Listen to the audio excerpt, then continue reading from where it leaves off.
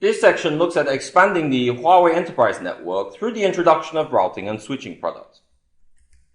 So as more and more end stations in the form of host devices, networkable printers, and other similar products are introduced into the local area network, an increase in the density of devices results in a limitation in terms of port interfaces, along with problems of collisions within any shared network topology. Switching has evolved as the means for supporting this growth. VRP is used within Huawei products as a means to configure and operate such managed devices, for which familiarity and hands-on skills must be developed. So upon completion of this section, it is generally expected that trainees will be able to explain the role switches play in the Ethernet networks, describe the difference between collision and broadcast domains, and explain the general operation of VRP within Huawei products.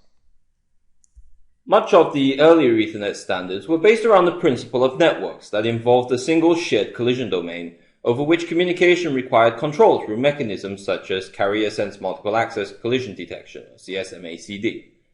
It was not until the late 1980s, early 90s, that Ethernet switches began to be introduced to the Ethernet network.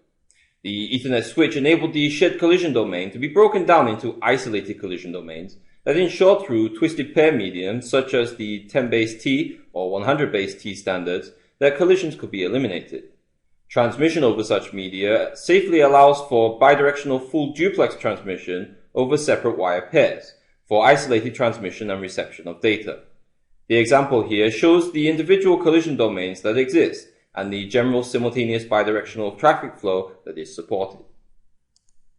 We have throughout the TCP/IP unit referenced the function of the gateway as a form of boundary between networks and its restriction of broadcast between these IP networks. The range to which such broadcast can be transmitted is referred to as the broadcast domain. Gateway devices such as routers that act as an intermediary between networks represent the edge of a broadcast domain. The example shown here demonstrates the broadcast domain boundaries. The broadcast domain should be understood to encompass all devices that operate solely within the confines of the data link layer and physical layer to which the Ethernet standards belong. As such, in this instance, two broadcast domains exist.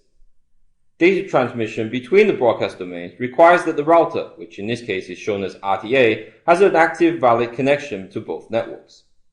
As data is transmitted between broadcast domains, the Ethernet frame is renewed, meaning that the source and destination MAC address information used within one domain is not carried into another broadcast domain. The frame header is always assigned a new source and destination MAC address that is based on the local broadcast domain as the IP packet traverses each broadcast domain. The management of Huawei products, including routing and switching products, is based on the Versatile Routing Platform, or VRP. This is a uniform command line interface, or CLI-based operating system, that is applied across the range of Huawei-based CLI-managed products. Familiarity with the navigation and configuration of this operating system is required not only to support the configuration of routing and switching products, but a large number of other products, including wireless products, products that support unified threat management and security services, such as in the case of the Unified Security Gateway products, and the support of unified management products, which rely on other products using VRP in order to retrieve relevant status information of products active in the network. We therefore introduce within this unit details on the navigation and configuration of products to allow for such products to be commissioned for use within the enterprise network. Numerous versions of the Versatile Routing Platform have been developed, for which the architecture over time has become increasingly modular to support a greater efficiency of operation. We find that many products are currently supporting VRP version 5, and some higher performance products are operating using VRP version 8. We represent two common router and switch products here that use VRP to support commissioning and configuration of the product features. The first is the AR2200 router that exists as part of what is known as the ARG3 series of routers. The other is the S5700 switch that comes from the SX7 series of switches. In both cases, VRP is used to implement the product features. Configuration of such devices is commonly supported by establishing a physical connection to the console port interface that we can see in both cases. In the case of the router, it is also possible to access the VRP command line interface via the use of a mini USB interface. The console port is an RJ45 type port interface, the same form of connector as is used for Ethernet-based connections.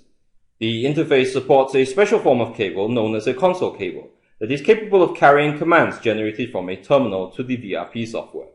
It is common for such console connections to be associated with a serial COM port. However, these forms of port are becoming more and more obsolete with newer devices.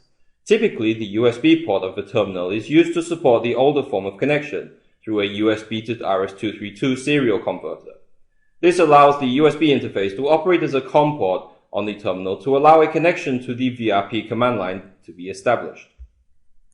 A form of terminal emulation program is often used to establish the connection to the command line interface. This actual emulation software may vary depending on the preference of the user. However, the setup follows the same procedure. The example demonstrates using the hyperterminal emulator found commonly within the Windows operating system. The COM port associated with the connection is selected initially. This is usually COM port 1. However, this may alter if the initial COM port is being used by another process. Once the COM port is selected, the connection parameters are set. We see here that the parameters that should be used for establishing the connection are considered the default parameters for the COM port. Once configured correctly, a connection to the command line interface will be established.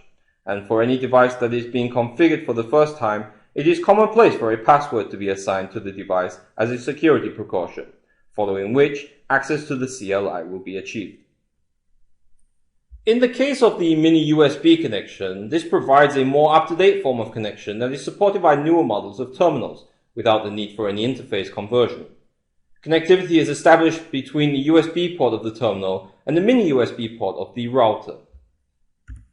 If this is the first time for the host terminal to establish a connection via the USB interface, it is likely that drivers need to be installed to support the connection.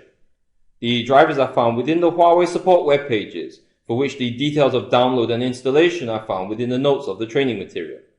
The installation requires that an installation wizard be followed, following which a connection can be initiated.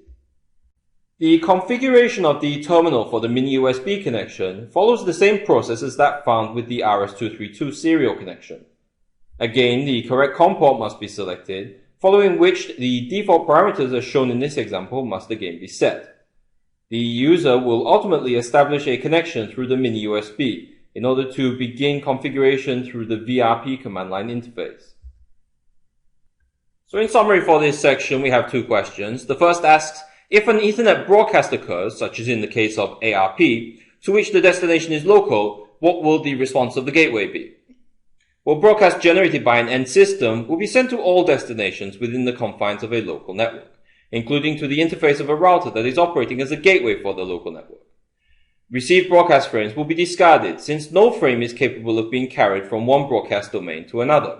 It should be noted though that in the case of proxy ARP, a new frame is created by the router, therefore the rule is upheld. Which versions of VRP are currently supported by Huawei products? Well, many Huawei products are currently supporting VRP version 5. This is also true for the ARG3 series routers and the SX7 series switches. High-end products such as Huawei's Cloud Engine series switches, which are used in data center networks, rely on VRP version 8.